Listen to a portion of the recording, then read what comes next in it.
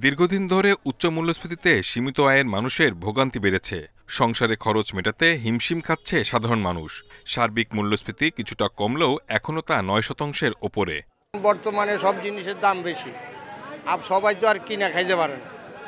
এটা গরিব মানুষের জন্য অনেক সুযোগ সুবিধা হইতে পারে, সরকারের যদি এটা সুযোগ সুবিধা দিত।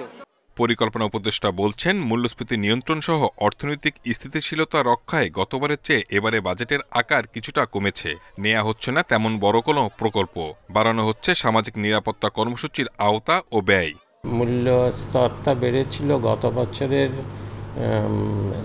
জুন জুলাইতে, কাজেই এবছরের এই জুন জুলাই থেকে দেখা যাবে যে আমরা যেভাবে মূল্যস্ফীতি মাপি সেটা আস্তে আস্তে কমে যাবে।